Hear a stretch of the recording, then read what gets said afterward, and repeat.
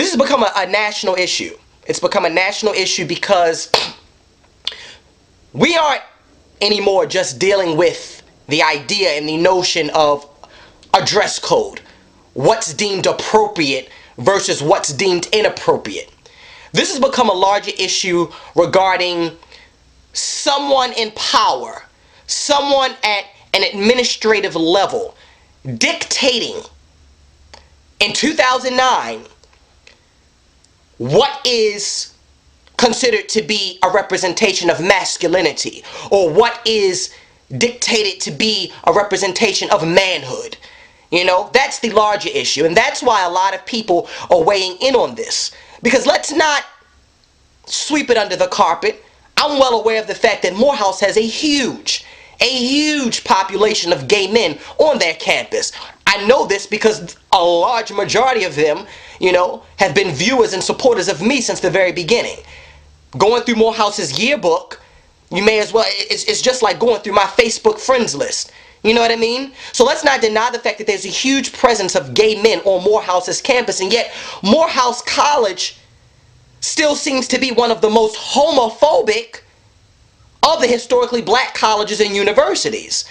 Now, the dress code states you're not allowed to wear pajamas in the classroom. You're not allowed to wear sunglasses. You're not allowed to wear do-rags. They don't want you wearing tennis shoes to certain events. You can't wear your jeans sagging. They don't want you in sweatpants.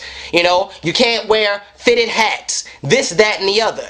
But most importantly, what's really standing out to many is the rule stating no female attire. You know, no miniskirts, no high heels, no tube tops.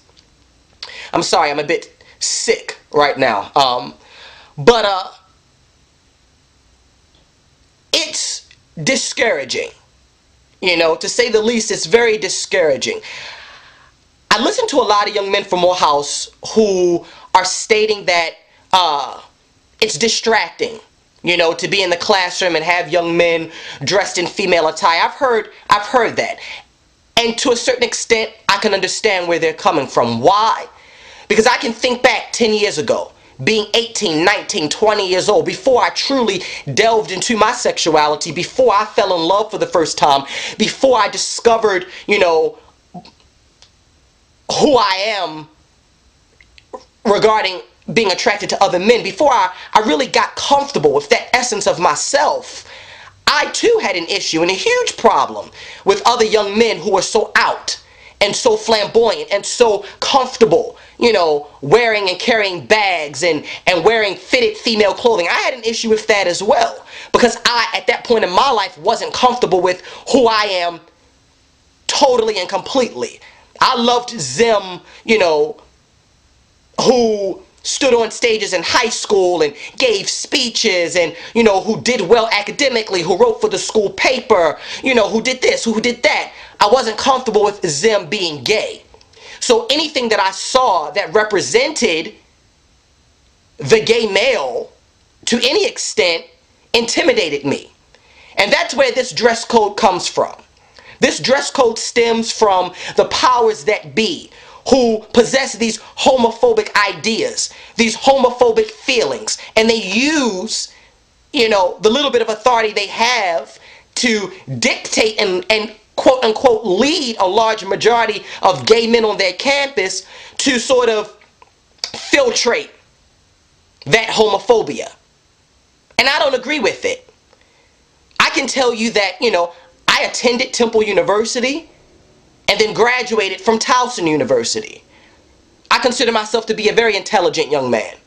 I consider myself to be very worldly, very cultured. You can sit me alongside any Morehouse graduate and we can discuss any topic, any issue. We can take the same test, and believe me, wearing this hoodie and this fitted cap, I'ma still hold my own alongside him. This isn't about preparing men for corporate America, because see, when I'm paying $20,000 to $30,000 a year, you know, to sit in a classroom to pay your salary, you're not going to dictate to me that, you know, if I'm up all night long studying for a test, I can't come to class the next morning at 8 o'clock wearing pajama pants and a t-shirt and my flip-flops and take that test and get an A. You know, in corporate America it's different, because the powers that be are paying me my salary to sit in a suit and tie, you know, and my dress shoes and perform my tasks and daily responsibilities.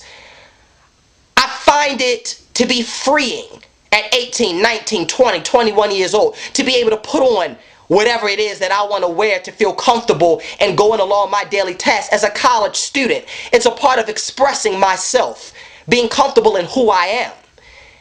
And it's unfair, as far as I'm concerned, for anyone with any state of authority or power to tell any man how he is to express himself through his exterior. You know, what's deemed appropriate and what's not. If a male feels comfortable wearing a miniskirt and a tube top to class, but is still able to perform academically alongside those who are wearing their wool slacks and their button-up Oxford shirts and their dress shoes, if he can perform on the same academic level, which obviously he's proven because he's been accepted to Morehouse College or any other university across the country, then who are you, Mr. President? You know, who are you to state what's deemed appropriate and what's not? It's unfair, totally and completely. And I'm a bit shocked, and I'm not sure if I'm misunderstanding what I've read, but I'm a bit shocked. Morehouse's LGBT alliance group, it's called Safe Space or what have you. For what I'm understanding, and maybe I am incorrect, and for those of you who are aware, you can correct me if I'm wrong, but their group voted 27-3 in support of this new dress code.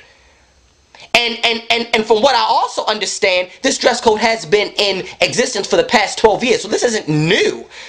But now it's being enforced. And with this new rule about no miniskirts, no tube tops, no high heels on campus, you know, with that addition, why doesn't the administration simply say, we don't want gays on our campus? How about that? How about that? You know, be real. Put it out there. Sweep it from under the carpet. Morehouse's administration does not want gays on their campus. And therefore, for the 25 to 30% who do exist there, how about all of them unenroll, you know, and go and attend Clark, or go and attend Howard, or Grambling, or one of the other historically black universities where they can wear what they want to wear and express themselves freely? Why doesn't Morehouse simply say, oh, you know, even though we're located here in one of the poorest areas of Atlanta, surrounded by those who wear their pants sagging and their Timbs and their do-rags and their fitted caps, oh, we don't want your kind either.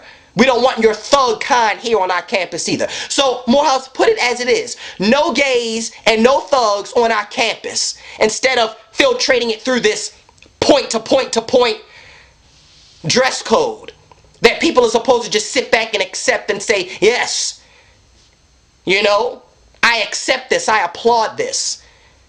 No one should have the power to dictate in 2009 the rules and regulations that govern masculinity or manhood, because that's what this is all about. That's what this is all about. I'm very interested in your feedback. How do you guys feel? Share your opinions and your commentary. Do you honestly think and feel that the powers that be at Morehouse are in their right to dictate what the men on their campus can and cannot wear? These young men who are just coming into themselves, do they have that right? Can you understand why certain young men on campus feel the way they feel regarding other students wearing high heels or miniskirts or tube tops on campus? And to you, as far as you're concerned, is this Morehouse simply saying they don't want a free expression of gay men on campus and thug types? Or is this just another corporate preparation? Is Morehouse simply preparing their students to make it in corporate America? Weigh in. Let me know how you feel. I'm very interested in your thoughts and your